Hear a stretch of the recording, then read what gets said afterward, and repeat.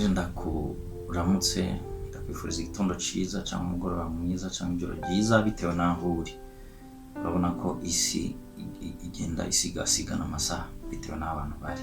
Hama uno munsi ndagomba tuvugane ku mugani w'ikirundi. Umugani w'ikirundi umaze kumva ngo nyine imbugita n'ubifise ikirindi, nyine imbugita n'ubifashe ikirindi. Umugani rero jewe nabonye hari ibintu byinshi nabikuye mu by'amasomo, ivyigwa nakuyemo ari byo nshaka ko dusangira ushobora kuzofata akanya katari gato. Rero imbugita ni ikintu gifise ikirindi aho bafata kagira n'ubugi.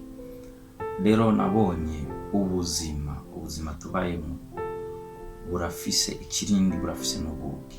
Bijya bintu bidushikira biri mu migwi jewe nabonye ibiri. Umugwi nise ikirindi n'umugwi nise ubugi. Uwo mugwi nise ikirindi ni kubera iki? Iyo ufise ikirindi c'imbugita ubugi ufise ko control. Imbugita uba uyikoresha uko ushatse, ariko uyifashe ubugi nta control ufise, ahubwo ujya umuntu afashe ikirindi bishobora kuba byo kugira ingaruka mbi cyane, bikiranazira imbugita kwifata ku bugi. Rero ibintu biri mu migwi ibiri mikuru.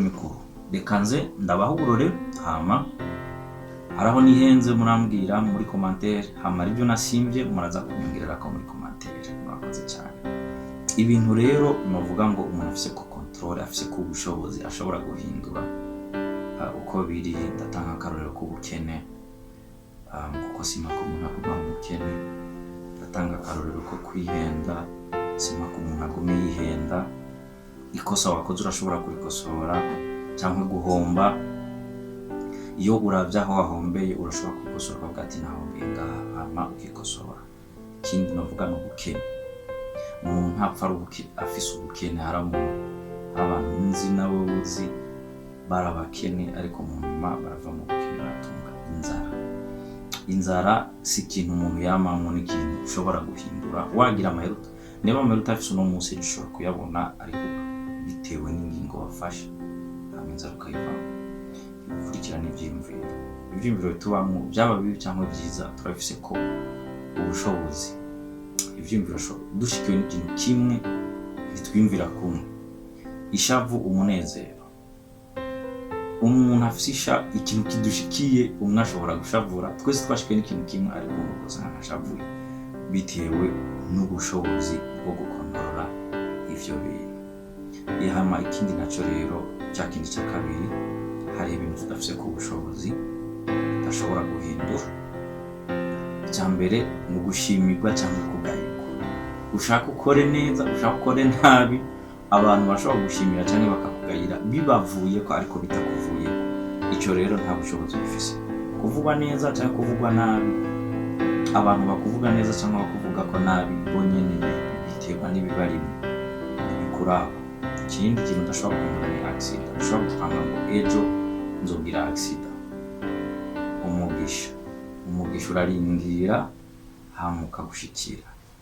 Imfashanyo urarindira bakaguha, hama ukavuga ati merci. Bus urarindira programme yayo igeze, bus ikagutora. Ntushobora kuyikodana kuko si yawe. Ikindi ingwara nizo zimenya igihe zizira. Ntushobora gupanga ngo ejo nzogwara. Ikindi urukundo. Hari abantu bavuga ngo ariko muraza kumbwira icyo mubyibaza ko muri commentaire. Urukundo, hari abavuga ko urukundo kigushikira uko nyene. Hari abandi bavuga ngo urukundo umuntu ashobora kumukunda bikamuzamo nawe mu nyuma buke muraza kugira icyo mumbariye. Ikindi kidashobora gukontororwa ni ubwibagiza. Wibagiza usanga wibagiye nyine, nubwo uvuga ati ndabinosa ahantu, hanyuma kakantu nze kubyibuka. Waramutse wibagira ibyo bintu, ukibagira naho wabyanditse, ukibagira nuko ubifise muri telefone. Ndabeshe. Voilà, hama rero nivyo mu ncamake. Ico nshatse kuvuga rero message muri ibi byose, iyo ikintu kigushikiye ni byiza ko umenya ati iki kintu mbega ndabifise ko ubushobozi, kugira ngo umuntu agabanye ama-stress adakenewe. Hari ikintu kigushikira ukavuga ati iki kintu ndashobora kukirwanya cyangwa ndashobora kugihindura. Hakaba n'ikindi kigushikira ukavuga ati iki naco nahindura.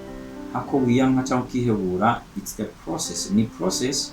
Yirindira iyo process irahera, kuko aho ugeze uno munsi hari ibintu byinshi byagiye birakubaho bigahera bikijana.